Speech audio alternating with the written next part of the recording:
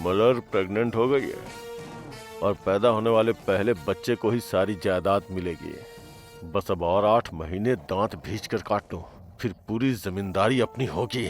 पर जब घी निकलने वाला था तभी मेरा प्लान मिट्टी में मिल गया। पर मैं छोड़ूंगा नहीं किसी भी कीमत पे। मुझे पता है उस घर में दोबारा कैसे घुसना है। हाँ।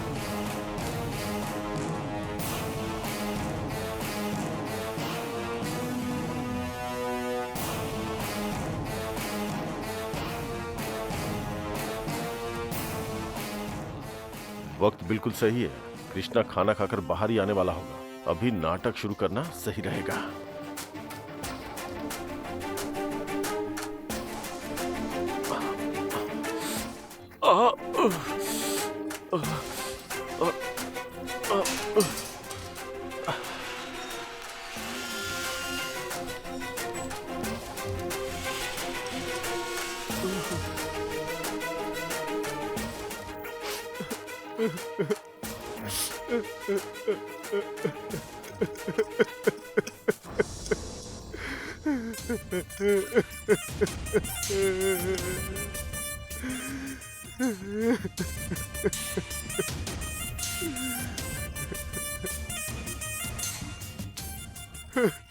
अरे जैस्मिन, क्या है ये? कृष्णा, कृष्णा, सगी माँ ने झाड़ू से मारा मुझे। पूरे परिवार ने मिलकर मुझे घर से बाहर निकाल दिया। मेरे साथ यही होना चाहिए था कृष्णा। मैंने जो पाप किया उसके लिए तो ये भी कम है कृष्णा।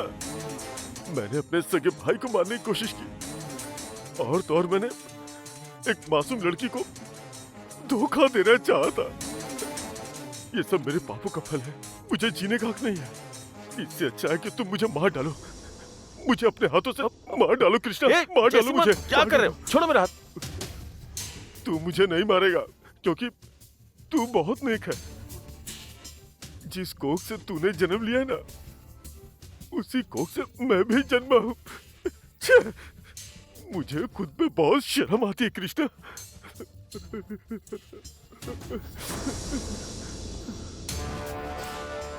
मैंने सोचा कि मुझे जीना नहीं चाहिए, इसीलिए मैं समुद्र में डूबने चला गया था। पानी में उतर भी गया था। तभी मुझे खानदान के वारिस का ख्याल आया। मलर की कोख में पल रहे बच्चे का ख्याल आया। फिर मेरे दिल ने सोचा कि एक बार उस बच्चे का चेहरा देख लूं, फिर मैं खुद ही जाके मर जाऊंगा कृष्णा।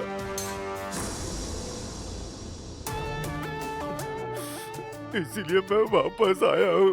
सच कह रहा हूँ, मेरी गलती मैं समझ गया कृष्णा। मैं पूरी तरह से सुधर गया हूँ। पर अब देखो मैं कैसे सड़क पे अनाथों की तरह खड़ा हूँ। मेरी ऐसी हालत मेरे दुश्मन की भी ना हो कृष्णा।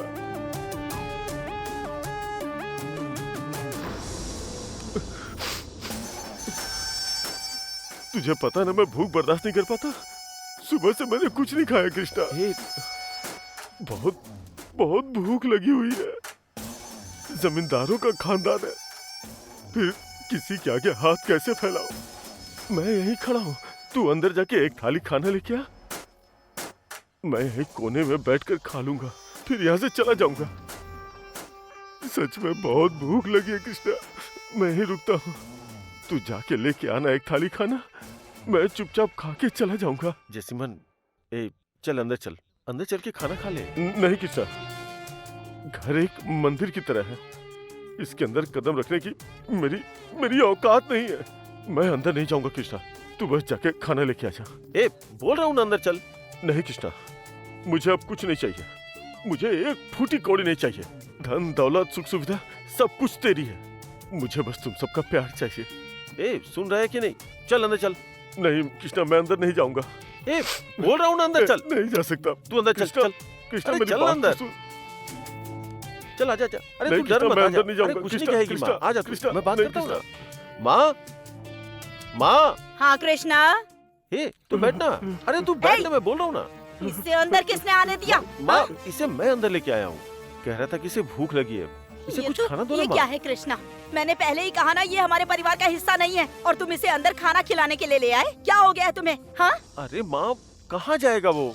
आखिर हमारे अलावा इसका है कौन? माँ, बचपन में ही उसके साथ ऐसी बातें हो गई जो नहीं होनी चाहिए थी। आपको तो सब पता है ना माँ, इसका पूरा का पूरा बचपन क्रिमिनल्स के बीच जेल में बीता है। क्या हम उसे वैसे ही देख सकते हैं जैसे सबको देखते हैं? तो क्या आपको जान से मारने की इसकी कोशिश को हम सब ऐसे ही भूल जाएं?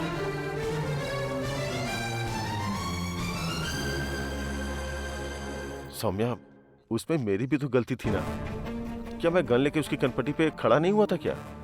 ये भी तो वैसा ही है ना। आप गन लेकर गए थे पर गोली नहीं चलाई ना, भाई समझ के छोड़ दिया। लेकिन इसने आपको बड़ा भाई नहीं माना और तो और आपके सर पर वार किया, आपको डिक्की में डालकर नदी में फेंकने की कोशिश भी की।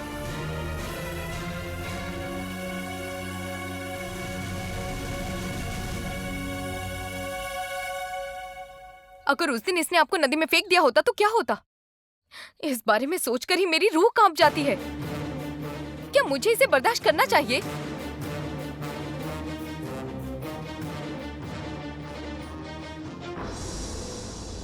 जैसिमन, सौम्या के पैरों में गिर के माफी मांग ले।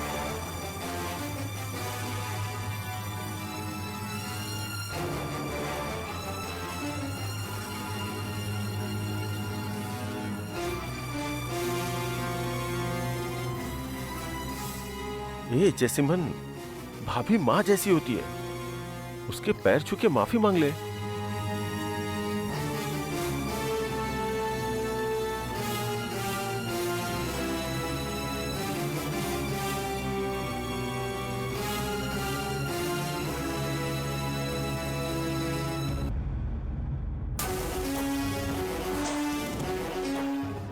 मुझे माफ कर दीजिए भाभी। भाभी, ये इस घर में अब रहेगा कि नहीं रहेगा ये तो सासू माँ तय करेंगी, पर मैं अब इससे कभी किसी भी टॉपिक पर बात नहीं करना चाहती हूँ।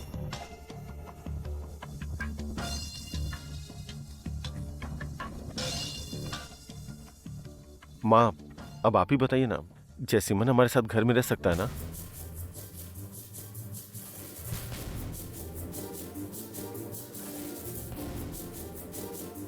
माँ, मलहर की जिंदगी के बारे में सोचिए ना।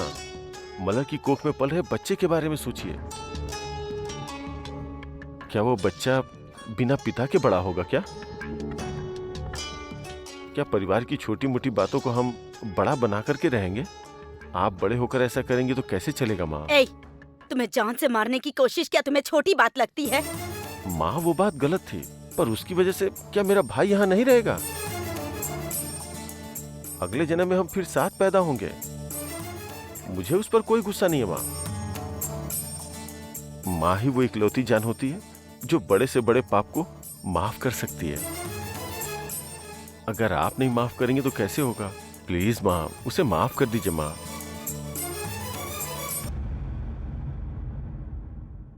दमयंती, चलो कृष्णा की बात मान लेते हैं कि ये सुधरता है या नहीं। अगर कोई गलती करके भी सुधरना नहीं चाहे तब उसके बारे में तुम्हें जो फैसला करना है कर सकती हो। तब तक इसे माफ कर दो, इसे अंदर रहने दो। ए, मेरी बात सुन, ये तेरी आखिरी गलती होनी चाहिए। अगर इसके बाद कुछ किया ना तो समझ लेना। मलर, जयसिम्हन को बहुत भूख लगी है, उसे जरा खाना खिला दो ना। अरे नहीं कृष्णा, माँ और भाभी ने मुझे माफ कर दिया, इसी से मेरा पेट भर गया। मलर को आराम करने दो। मलर, तुम जाके आराम कर लो। ठीक है जयसिम्हन, मुझे ऑफिस में थोड़ा काम है, मैं होके आता हूँ।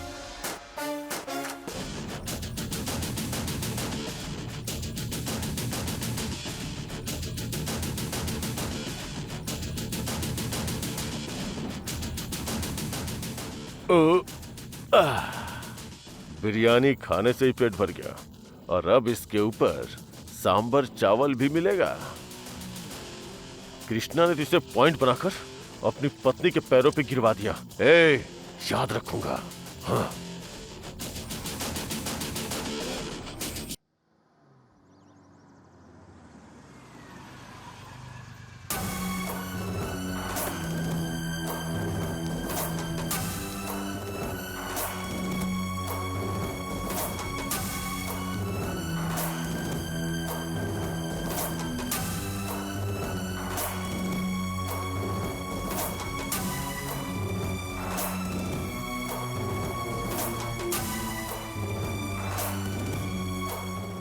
माँ,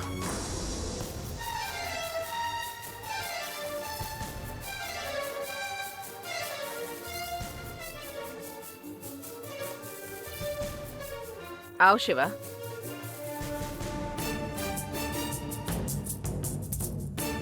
बैठो बेटा। माँ, क्या गौरी यहाँ आई थी? क्या हुआ बेटा?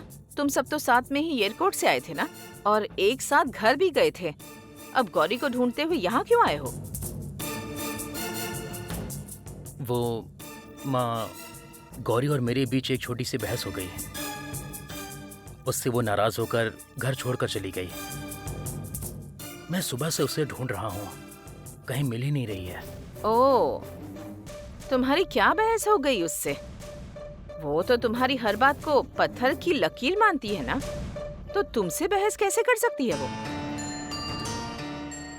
माँ, हम ये रिकॉर्ड हनीमून पर गए थे। गौरी ने अचानक आकर कह दिया कि उसने कोई सपना देखा है जिसमें हम पर खतरा है, और ये कहकर वो हमें जबरदस्ती वापस ले आई। हनीमून ट्रिप कैंसिल होने की वजह से मेरे अंदर बहुत गुस्सा था, इसलिए घर आते ही मैंने उससे पूछा कि क्या अब तुम्हें तृप्ति मिल गई गौरी? बस इसी बात पर वो नाराज होकर घर से चली गई। तृप्ति मिल गई पूछने का क्या मतलब है? इसका मतलब तो यही हुआ ना कि इतने दिनों से तुम जो मेरे सिर पर धूल झोंकने की ताक में थे, वो तुमने झोंक दी है।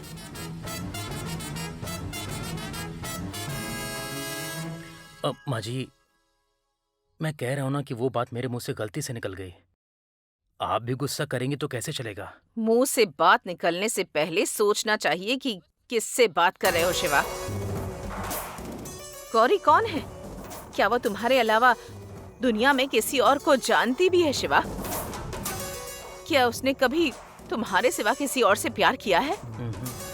उसके गले में तुम्हारे नाम का मंगलसूत्र है, फिर भी उसने खुद वो मंगलसूत्र उठाकर तुम्हें दे दिया ताकि तुम दूसरी शादी कर सको। क्या कभी किसी ने ऐसा किया है? कोई अपने फायदे के लिए ऐसा करता है?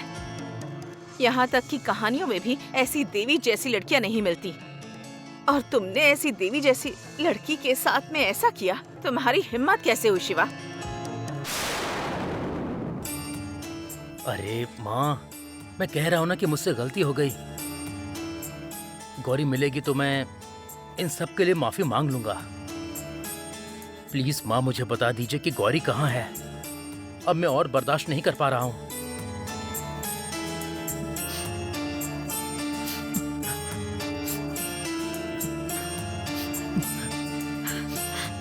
सुनिए,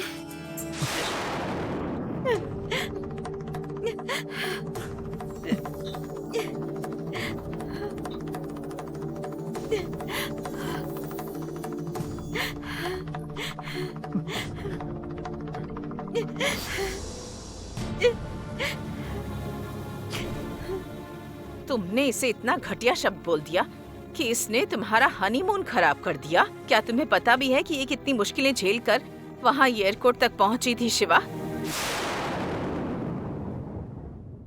जाने दीजिए ना माँ जी। तुम चुप रहो।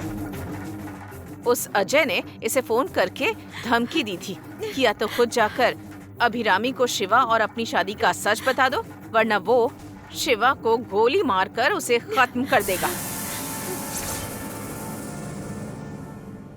इसलिए ये वहां तक पहुंची थी। जब तुम बोट हाउस में थे, जब अपने होटल में थे, तब अजय इसका गला दबाकर इसे सच बोलने के लिए मजबूर कर रहा था, पर ये उसके पैरों पर गिर गिर कर गिड़गिड़ाती रही कि शिवा की खुशियां मत छीनो। वहाँ ये सच ना बोलने की जिद पर अड़ी रही। जानते हो उस पापी ने इसके साथ क्या किया? एक पूरी रात उसने गौरी को अपने कमरे के सामने वाले कमरे में बांध कर रखा,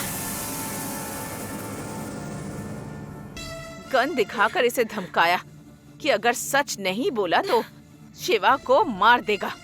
उसके बाद ये तेजी से तुम्हारे पास आई और सपने का बहाना बनाकर तुम्हें वापस गांव ले आई। तुम्हारी खुशियां बचाने के लिए इसने अपनी जान दांव पर लगा दी शिवा, और तुम्हें पता ही नहीं चला। और तुमने इससे पूछ लिया कि तुम्हें तृप्ति मिल गई। कोई भी लड़की ये सुनकर उस घर में रुकेगी क्या?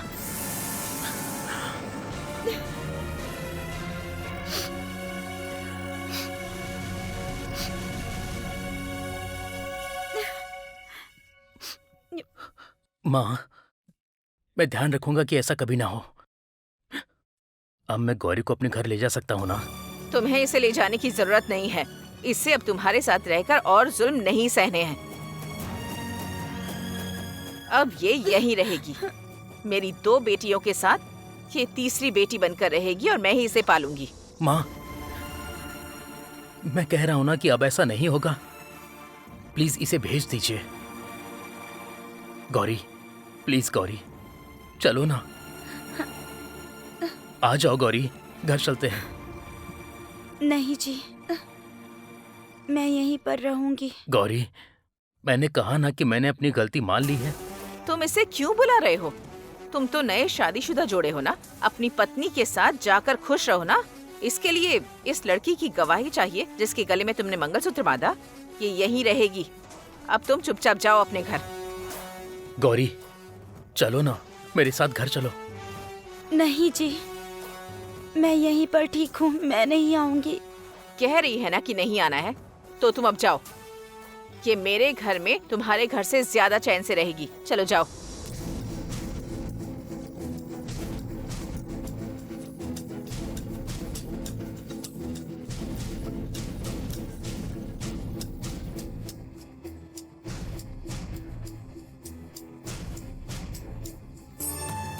गौरी, अभी ने कहा है कि तुम्हारे बिना मुझे घर नहीं आना है। अब बोलो मैं क्या करूं? अगर मैं घर अकेले गया तो अभी के सामने मुझे सर झुकाकर जवाब देना पड़ेगा। नहीं,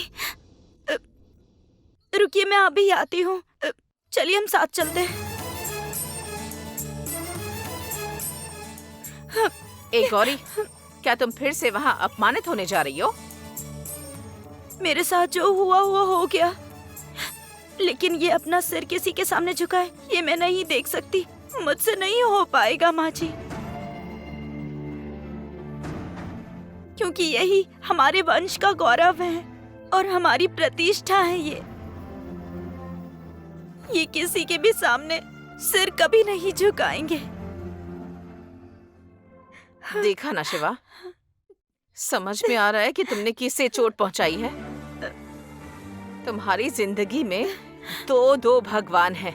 एक वो जिसने तुम्हें 10 महीने कोख में रखा, और दूसरी वो जो तुम्हें 10 साल की उम्र से अपने दिल में बसाए बैठी है। अगर तुमने इन दोनों को कभी भी दुखी किया तो तुम कभी भी खुश नहीं रह पाओगे शिवा। इसलिए तुम अपनी गलतियों को सुधारने का रास्ता ढूंढ लो।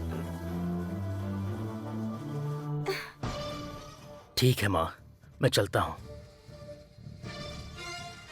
आओ गौरी।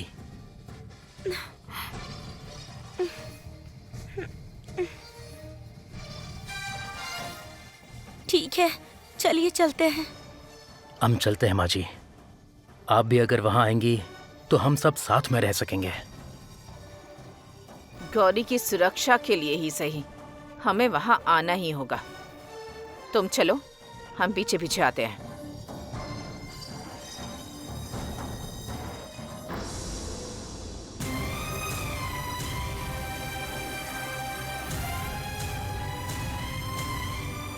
मैं जाती हूँ माँ जी।